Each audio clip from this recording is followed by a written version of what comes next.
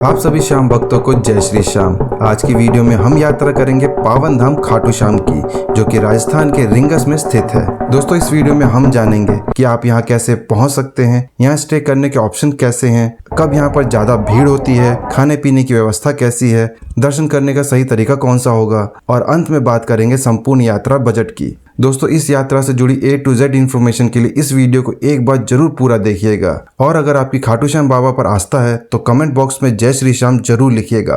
तो आइए मेरे साथ करिए खाटू श्याम धाम के दर्शन। तो दोस्तों, आइए अब सबसे पहले बात करते हैं आप यहाँ कैसे पहुँच सकते हैं। सबसे सस्ता ऑप्शन होगा बाय ट्रेन।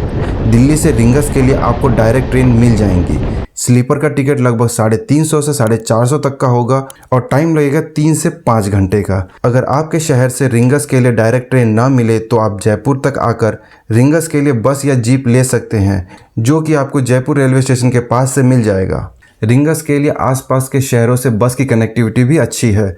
बस के लिए भी आपको कुछ ऐसा ही करना पड़ेगा। अगर रिंगस या खाटू श्याम के लिए आपको डायरेक्ट बस ना मिले तो आप वाया जयपुर बड़े आराम से यहाँ आ सकते हैं। जयपुर टू खाटू श्याम धाम का डिस्टेंस लगभग 90 किलोमीटर का है। और अगर आपको बाय प्लेन यहाँ आना है तो जो नियरेस्ट एयरपोर्ट होगा वो जयपुर का है। और अगर आप अपने व्हीकल से यहाँ आना चाहते हैं तो खाटू श्याम धाम में आपको पार्किंग की व्यवस्था मिल जाएगी। दोस्तों, मान लेते हैं आप रिंगस सुबह सुबह पहुँच जाते हैं तो आपको यहाँ पर 2 ऑप्शन मिलते हैं। पहला ऑप्शन ये होगा कि आप रिंगस से खाटू श्याम धाम की पैदल निशान यात्रा करें, जो कि 18 किलोमीटर का है। निशान यात्रा को करने में यहाँ आने वाले श्याम प्रेमी यानी कि भक्तों में खासी मान्यता है। निशान यात्रा को शुरू करने का उचित समय अर्ली मॉर्निंग होता है और इस यात्रा में लगभग 5 से 6 घंटे लग जाते हैं। दोस्तों, अगर आप निशान यात्रा करते हैं तो इस 18 किलोमीटर की पूरे यात्रा के दौरान आपको बहुत सारे दुकानें मिल जाएंगी जहां पर आप जलपान कर सकते हैं, और बहुत सारे आपको जूस की दुकानें जैसे गन्ना के जूस, फ्रूट जूस वगैरह की दुकानें आपको मिल जाएंगी। तो इस यात्रा के दौरान आप खाते पीते आराम से यात्रा पूरी कर सकते हैं। और साथ ही साथ आपको कुछ बड़े रेस्टोरेंट्स भी देखने को मिलेंगे, जैसा कि आपको यहाँ पर एक एरोप्लेन कॉन्सेप्ट का रेस्टोरेंट भी देखने को मिलता है। और साथ ही साथ यहाँ पर बहुत सारे फन और एडवेंचर एक्टिविटीज़ भी आपको करने को मिलती हैं, जहाँ पर आप बच्चों के लिए छोटी गाड़ियाँ हैं, बड़ों के लिए बड़ी गाड़ियाँ हैं। वहीं आपको वाटर फन पार्क भी देखने को मिलता है। तो आपको निशान यात्रा करते हुए आपको पता ही नहीं चलेगा कि आपकी यात्रा कब बीत गई। और दूसरा ऑप्शन होगा कि आप डायरेक्ट खाटू श्याम धाम पहुंच जाएं। बस या जीप आपको तोरण द्वार तक पहुंचा देती हैं। रिंगस से तोरण द्वार यानी कि खाटू श्याम धाम तक के लिए आपको जीप और ई रिक्शा मिल जाएगा, जो कि आपको लगभग 50 रुपये वहाँ पर पहुँचा देगी। तो लीजिए, अब हम खाटू श्याम धाम पहुंच गए हैं। तो सबसे पहले तोरण द्वार में खड़े होकर और इस पवित्र द्वार पर माथा टेकने के बाद हम बाकी के 1.5 किलोमीटर की यात्रा पूरी करेंगे। तोरण द्वार में आने के बाद आपको ऐसा लगेगा कि आप किसी अलग दुनिया में आ गए हों। यहाँ पर आपको अपने चारों ओर ढोल नगाड़ों की धुन में भक्तों को नाचते हुए देखने को मिलेगा। यहाँ पर आपको फ़ोटो क्लिक कराते हुए लोग देखने को मिलेंगे, ऊँट राइड देखने को मिलेगा। यहाँ पर बहुत सारे कल्चरल एक्टिविटीज़ होती रहती हैं जिसका आप आनंद ले सकते हैं। तो आइए अब हम बात करते हैं श्री खाटू श्याम धाम में होटल और धर्मशाला स्टे की। वैसे तो आप रिंगस में ही होटल या धर्मशाला ले सकते हैं, पर मैं आपको सजेस्ट करूंगा खाटू श्याम धाम में होटल बुक करने की। खाटू श्याम धाम में होटल लगभग 1000 रुपये से शुरू हो जाते हैं और 1500 रुपये में आपको काफ़ी अच्छा होटल रूम मिल जाएगा। धर्मशाला आपको 600 रुपये तक मिल जाएगा, जिसमें AC और नॉन AC का ऑप्शन आप चूज़ कर सकते हैं। अगर आपका प्लान सेम डे रिटर्न होने का है तो आप होटल और धर्मशाला बुकिंग को स्किप कर सकते हैं। अगर आपने होटल रूम बुक किया है तो आप अपना लगेज और जूता चप्पल रूम में ही रख दीजिए।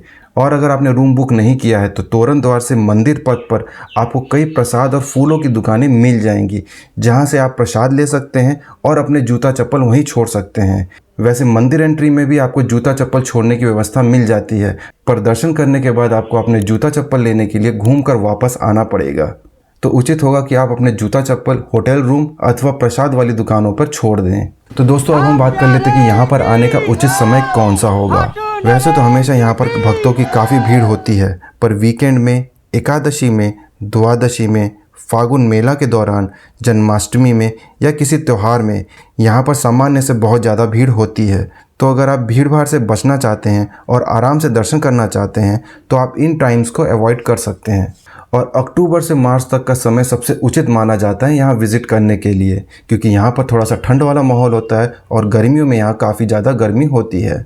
तो चलिए अब हम मंदिर पथ पर आगे बढ़ते हैं और इस दौरान आपको कई छोटे बड़े मंदिर देखने को मिलेंगी जिनकी अपनी ही काफ़ी मान्यता है। यहाँ दर्शन करते हुए हम आगे बढ़ते हैं और मुख्य मंदिर से कुछ पहले हमको देखने को मिलता है श्याम कुंड, और माना जाता है कि खाटू श्याम जी का शीश यहीं मिला था। अब यहाँ पर एक चमत्कारिक कुंड है जहाँ डुबकी लगाने से बीमारियाँ दूर हो जाती है और आपको अच्छा स्वास्थ्य मिलता है। आप यहाँ पर दर्शन जरूर करिएगा। श्याम कुंड में दर्शन होने के बाद हम आगे मुख्य मंदिर की ओर बढ़ते हैं।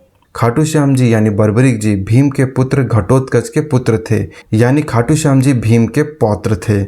वैसे दोस्तों खाटू श्याम जी को शीश का दानी भी कहा जाता है क्योंकि उन्होंने अपना शीश भगवान श्री कृष्ण को दान कर दिया था, जिसके कारण श्री कृष्ण जी ने उन्हें आशीर्वाद दिया था कि कलयुग में तुम मेरे नाम से जाने जाओगे और लोगों का उद्धार करोगे। खाटू श्याम जी को हम हारे का सहारा, 3 बाणधारी, शीश का दानी के नाम से भी जानते हैं। लीजिए दोस्तों, हम बातों ही बातों में श्री खाटू श्याम जी के पावन मंदिर पहुंच गए। दोस्तों यहाँ पर मंदिर खुलने बंद होने का टाइमिंग है। मंदिर सुबह 4:30 बजे से दोपहर 12:30 बजे तक और शाम 4:30 बजे से लेकर रात के 10 बजे तक खुला रहता है, और महत्वपूर्ण दिनों में मंदिर 24 घंटे खुला रहता है। और अगर हम आरती के टाइमिंग्स की बात करें तो आरती यहाँ पर सुबह 5:30 बजे, सुबह 7:30 बजे, दोपहर 12:30 बजे, शाम 7:15 बजे और रात 9 बजे होती है। दोस्तों आप भी यहाँ पर लाइन लगाकर बाबा जी के दर्शन कर लीजिए। दर्शन बहुत ही दिव्य, सुंदर और अलौकिक होता है। बाबा को इत्र और गुलाब चढ़ाया जाता है, तो आप इन्हें लाना मत भूलिएगा। कहते हैं यहाँ पर भक्तों की हर मनोकामना पूरी होती है और श्याम बाबा आपके दुख और परेशानियों को दूर कर देते हैं। दोस्तों अब बात कर लेते हैं यहाँ पर खाने पीने की व्यवस्था कैसी है। यहाँ मंदिर पथ पर आपको बहुत सारी दुकानें मिल जाएंगी जहाँ आप कचौड़ी, पोहा, पकोड़े आदि खा सकते हैं। यहाँ आपको बहुत सारे रेस्टोरेंट्स भी मिल जाएंगे जहाँ आप कई तरह के कुजीन्स को ट्राई कर सकते हैं।